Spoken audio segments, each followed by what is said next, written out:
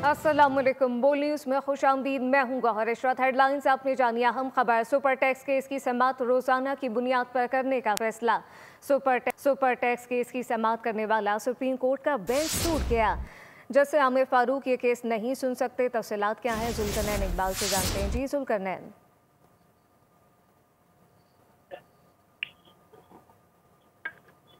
जुल्करनैन बताइएगा।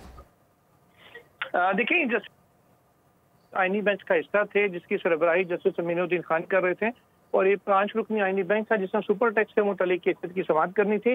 तम समाअत के आगाज पर ही जो वकला उनको बताया गया कि justice Aamir Farooq Islamabad high court में सुन चुके हैं। ये वो कानूनी तौर पर दोबारा ये मुकदमा सुनने के अब अहल नहीं है, लिहाजा ये बेंच अब इस मुकदमे की मजीद कार्रवाई नहीं कर सकेगा।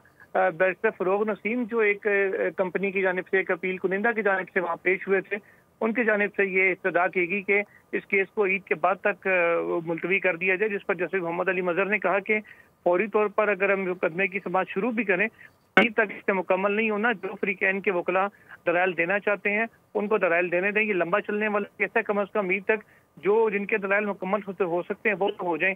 इस ऑब्जर्वेशन के साथ अदालत ने अब कल तक के लिए समाअत को मुलतवी किया है। कल एक नया बेंच, आईनी बेंच बैठेगा जिसमें जस्टिस आमिर फारूक हिस्सा नहीं होंगे और वो इन मुकदमात की बाज़ाब्ता समाअत पर करेगा।